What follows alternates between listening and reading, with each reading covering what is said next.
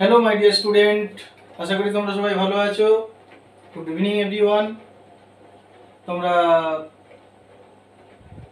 আগের সমস্ত ভিডিওগুলো দেখেছো, আগের কোশ্চেনগুলো দেখেছো বা কেমন বেসিক লেভেল থেকে কমপ্লিকেটেড লেভেল পর্যন্ত আমি কোশ্চেনগুলো সলভ করেছি, বা আগের ভিডিও যারা দেখেছো, যারা দেখোনি তারা অবশ্যই প্রথম থেকে দেখতে থাকো। আমি যতটা সম্ভব বেসিক যেখানে যেখানে ব্রেক করে দেখানোর কথা, যতটা স্টেপ দেখানো যায় ফার্স্ট সেগুলো দেখবো।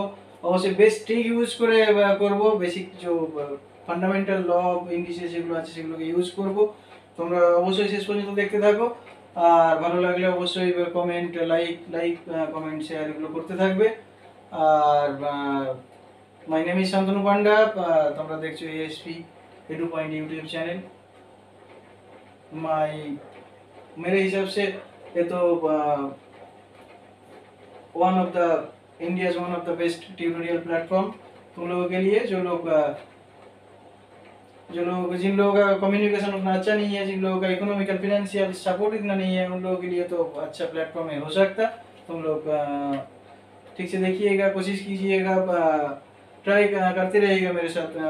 अच्छा से अच्छा होने वाला है। टॉपिक क्लियर होते जाएगा।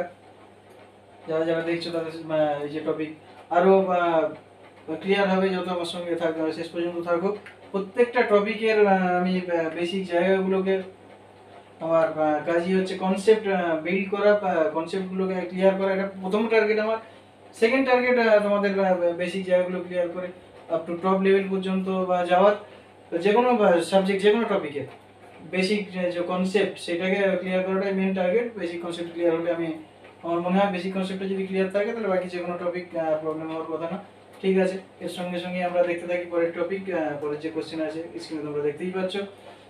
কোশ্চেন নাম্বার 46 সমাধান। আগে যে কোশ্চেনগুলো করেছি ঠিক একই প্যাটার্নের হবে, একটু ইজি হতে পারে এই কোশ্চেনটা। 44 যারা করেছে ওই কোশ্চেনের সঙ্গে সিমিলার কোশ্চেন হতে পারে। তোমরা অবশ্যই 44 যারা করেছে বা 45 তারা অবশ্যই ট্রাই করতে থাকবে। নিশ্চিতভাবে অনেকেই পারবে।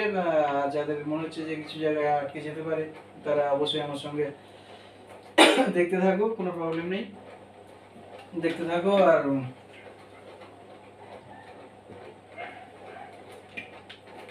ট্রাই করো।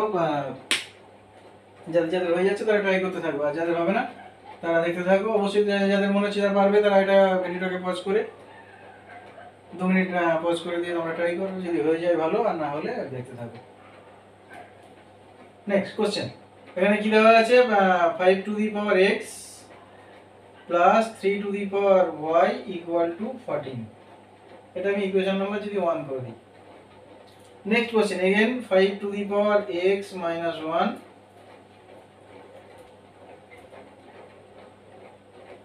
Plus 3 to the power y minus 1 equal to 4। এটা যদি আমি ব্রেক করি কি রেজাল্ট আসে? 5 to the power x divided by 5 plus 3 to the power y divided by 3 equal to 4। এর এলসিএম নিই তাহলে কত আসছে? 15 হচ্ছে লসাগু। তাহলে এটা 3.5 to the power x plus 5.3 to the power y equal to 4। তাহলে এখানে কি আছে? 3.5 to the power x plus 5.3 to the power y equal to 60। এবার যদি আমি 5 to the power x equal to 5 to the power x equal to a আর 3 to the power y equal to b, এটা যদি আমি assume করি তাহলে কি রেজাল্ট আসছে আমার এখানে? 3a plus 5b equal to 60। এটা আমি ইকুয়েশন নাম্বার 2 করে দিলাম। আর এখানে যদি আমি এটাকে ইউজ করি, এইটা ইকুয়েশন একটু চেঞ্জ করে যদি আমি লিখি, এখানে যদি ভ্যালুটা বসাই তাহলে এখানে কি রেজাল্ট আসছে? a plus b equal to 14। Equation number যদি 1 করি, ঠিক আছে। এইটাকে আমি যদি সলিউশন করি, সলিউশন দু রকম উপায় হতে পারে। ভ্যালুটাকে আমি পুট করে দিতে পারি।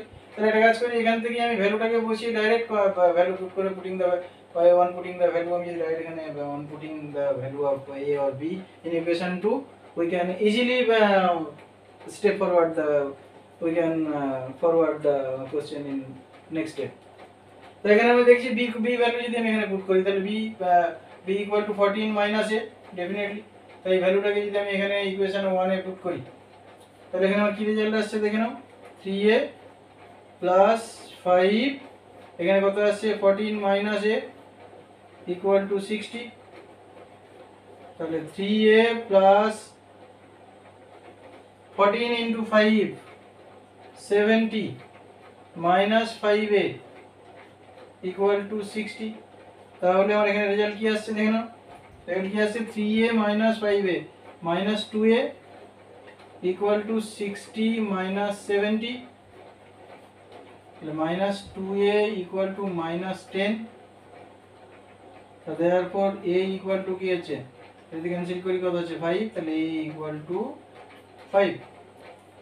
ওকে, a ইকুয়াল টু যদি 5 হয়, আর এর ভ্যালু অ্যাকচুয়ালি অ্যাজিউম কি করেছিলাম, a equal to 5 to the power x,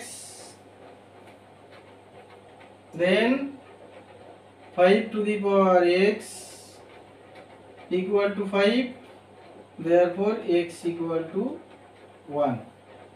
x এর ভ্যালু যদি 1 হয় আর এর ভ্যালু যদি 5 হয়, তাহলে আমরা এখান থেকে এর ভ্যালু থেকে b এর ভ্যালু বের করব, x এর ভ্যালু থেকে y এর ভ্যালু ডাইরেক্টলি।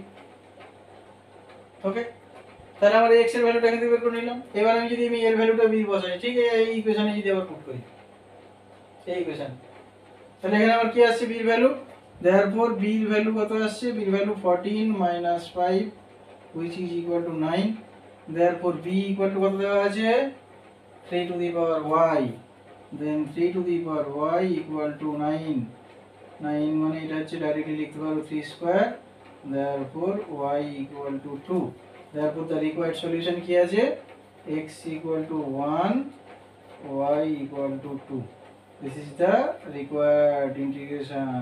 ইন্টারেস্টিং ছিল, আশা করি এই কোশ্চেনটা আগের কোশ্চেনগুলোর থেকে অনেক বেশি ইন্টারেস্টিং ছিল, বা তোমাদের তো ভালোই লেগেছে আশা করি। ডেফিনেটলি যদি ভালো লাগে তো অবশ্যই শেয়ার করবে, সাবস্ক্রাইব করবে।